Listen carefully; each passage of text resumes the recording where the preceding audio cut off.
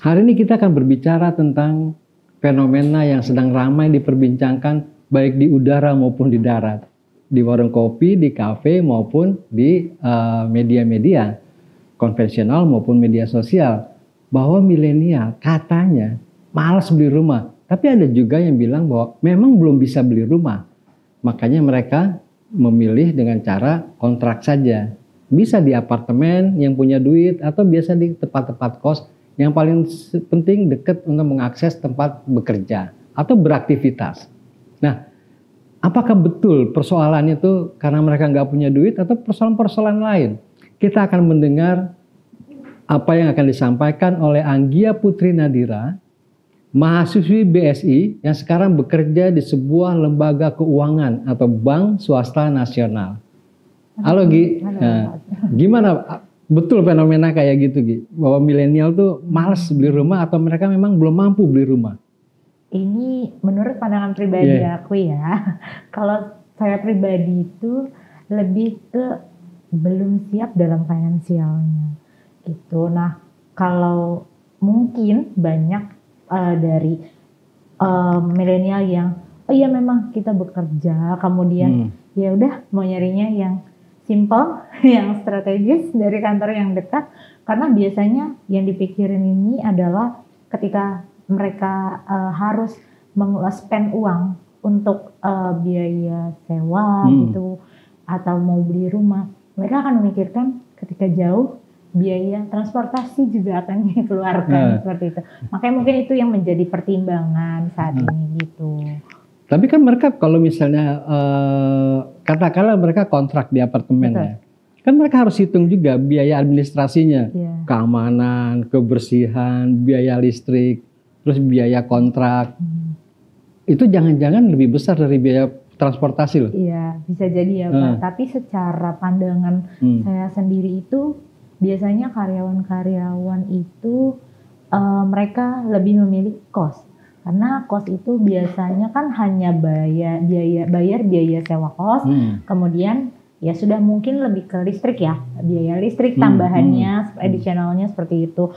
Nah, ya mereka gimana caranya decide buat oh ya udah kita harus cari tempat tinggal, tempat kos yang memang kita bisa jalan kaki dari kantor gitu. Tapi menurut saya itu gini gitu, hati-hati gitu ya.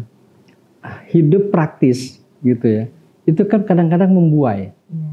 Jadi kos, kemudian dekat kantor, alasannya praktis, cukup jalan kaki 5 menit selesai gitu ya. Itu kadang-kadang tuh membuai, sampai lupa bahwa dia merasa perlu membeli rumah. Gitu. Betul Pak. Sebenarnya memang kalau keinginan untuk membeli rumah dalam generasi dari saya pribadi itu memang ada keinginan. Kan, tapi memang mungkin mayoritas kita semua tuh ya itulah berpikirnya belum siap finansial. Kemudian kan karena mungkin tempat bekerjanya di daerah ibu kota, nggak ada rumah yang murah di sini gitu. Jadi pasti akan maksudnya jarak jauh, transportasi besar, ya itulah gimana caranya memutar, maksudnya kita planning finansial kita, gimana harus cukup dulu gitu. Kalau kayak gitu sih, cara berpikirnya cukup dulu, itu bisa jadi nggak cukup tuh. Gitu ya, Loh iya, karena gini, yang orang sering lupa itu persoalannya tuh sebenarnya bukannya jarak tempuh. Kalau kita berpikir, kalau kita menghitung waktu ya, untuk kita berpikir jarak antara tempat kita tinggal dengan kantor atau tempat aktivitas. Itu tentu yang perlu kita pikirin terutama itu bukan soal jarak tempuh, tapi waktu tempuh. Kalau rumah kita itu dekat, katakanlah komuter lain, jangan-jangan orang yang tinggal katakanlah di BSD misalnya gitu ya, jangan-jangan ke Jakarta itu lebih cepat dibandingkan orang yang datang dari Ciledug. Karena persoalan dia bisa naik KRL, cuman katakanlah 45 menit dan itu pasti waktunya. Makanya ketika dia janji, oke, saya 40 menit lagi sampai dan betul-betul sampai. Tapi begitu orang Ciledug, bisa jadi nggak sampai tuh, gitu. Walaupun sekarang jarak lebih dekat. Dan hal lainnya memang yang orang sering lupa itu bahwa rumah itu kan gini, betapa pentingnya rumah itu Karena harganya akan terus naik. Kalau kamu bilang nanti deh kalau uangnya udah cukup, pasti nggak akan cukup. Kalau kita menjadi pegawai biasa gitu ya, itu nggak akan cukup. Kenapa? Karena laju kenaikan pendapatan kita dibandingkan laju kenaikan harga rumah itu jauh lebih cepat kenaikan harga rumah. Kenapa? Lahan makin terbatas. Lahan itu terbatas, kemudian jumlah penduduk setiap tahun itu naik gitu kan, bertambah. Artinya demand orang untuk punya rumah itu kan semakin tinggi. Belum lagi kita hitung soal spekulan, gitu ya. Kita hitung lagi spekulan. Jadi artinya gini, orang yang mampu, katakanlah dia kalau kita bekerja biasa sesuai gaji UMP, upah minimum provinsi, mungkin sekitar 6 sampai 7 juta per bulan. Tapi ada orang yang kerja katakanlah di perusahaan asing, di sumber daya alam misalnya gitu ya. Nah kemudian gajinya bisa 1 bulan itu walaupun dia belum lama itu bisa sampai 20 juta. Nah dia punya sumber daya untuk kredit, udah punya rumah, dia bisa kredit satu lagi. Dengan alasan buat investasi. Ini berpeluang orang kayak gini kan jadi spekulan. Karena mengambil hak orang yang sebelumnya itu.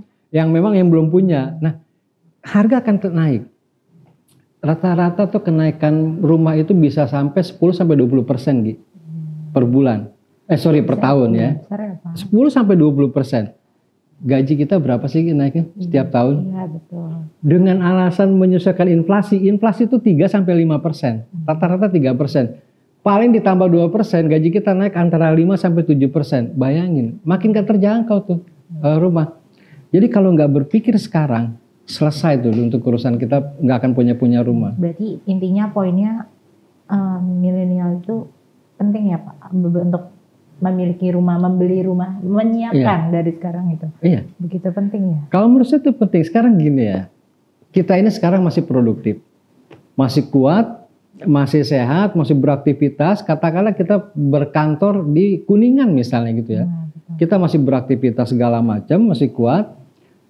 Tapi pada satu titik, lama-lama kita akan mengalami, sudah mulai tuh entah itu jenuh, entah itu produktivitas yang menurun.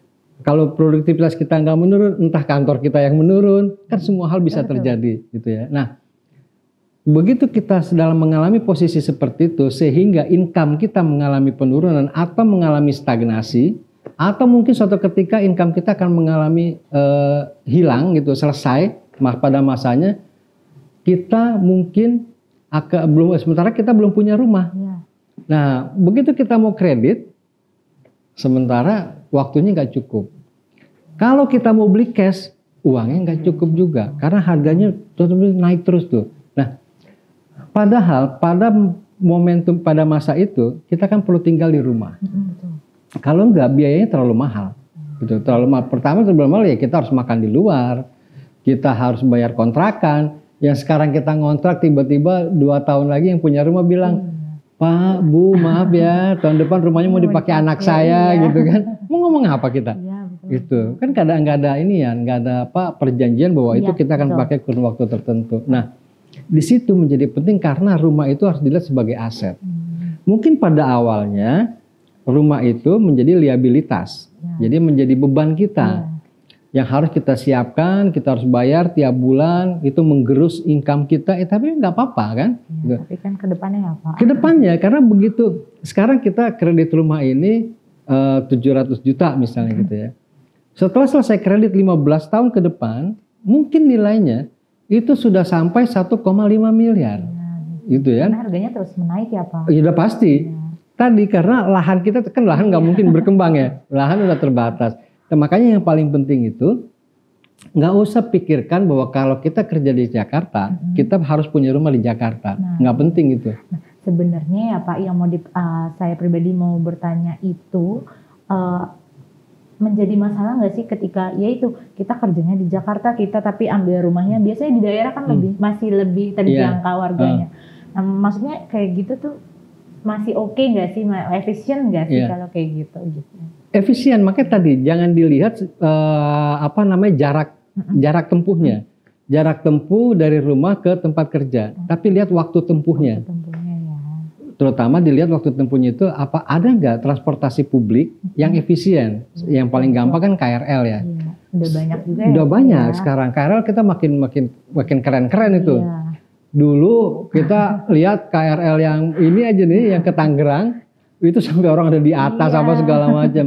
Ya kita berterima kasih pada Pak Jonan dulu waktu beliau pimpin kereta api Indonesia.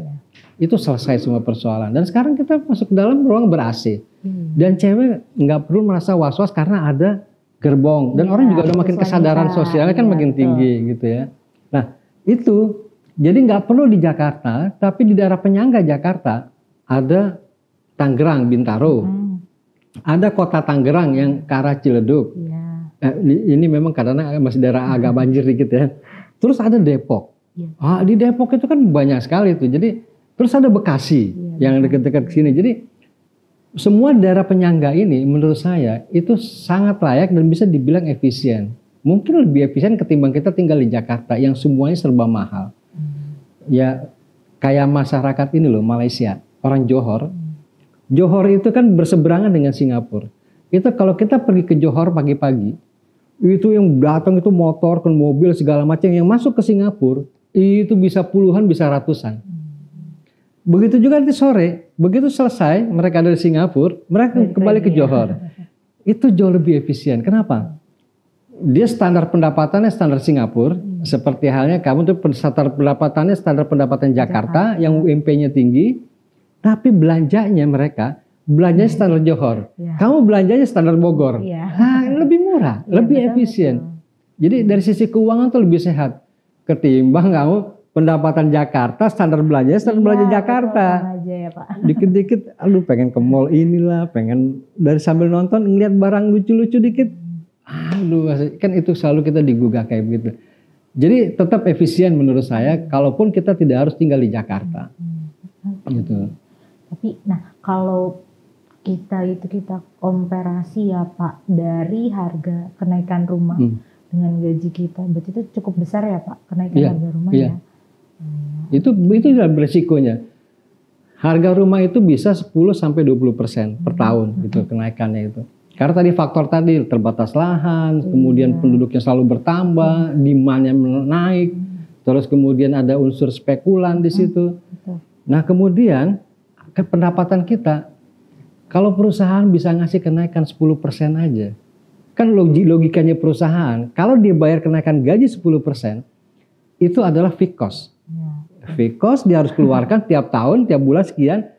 Perusahaan mungkin lebih suka bayar bonus. Itu pun kalau dia punya uang lebih sekali-kali, udah 6 bulan sekali dia bayar, oh ini kita lagi punya uang, bayar bonus. Lebih suka itu, karena variabel kan. Kalau artinya lagi turun pendapatannya, labanya ya nggak perlu bayar. Tapi kalau itu dinaikkan jadi gaji, kan jadi fixed cost. Itu risiko tinggi buat perusahaan. Jadi jangan berharap perusahaan akan memberikan kenaikan gaji kita tuh tinggi. Karena itu fixed cost. Makanya sehingga rumah itu memiliki rumah, menurut saya itu, kalau saya sih ini ya pribadi mengibaratkan rumah itu seperti benteng. Jadi benteng tempat kita tuh berpulang, kalau kita keluar rumah artinya kita sedang berperang. Gitu. Berperang untuk menghasilkan sesuatu gitu ya. Nah kira-kira seperti itu. Jadi buat teman-teman sekalian, ingat rumah itu adalah aset yang suka atau tidak suka itu harus kita miliki karena itu menjadi kebutuhan, bukan keinginan, menjadi kebutuhan kita di masa yang akan datang. Dan jangan lupa kenaikan harga rumah itu kita boleh bertaruh berapapun pasti selalu lebih tinggi ketimbang kenaikan gaji kita. Jangan berbicara kalau memang Anda berbisnis yang memang pendapatannya bisa kenaikan lebih besar dari kenaikan harga rumah. Tapi kita ambil yang general sebagai karyawan yang kenaikan gajinya paling tinggi mungkin sekitar 10% setiap tahun. Itu pun kalau perusahaan berbaik hati. Jadi eling lan waspada.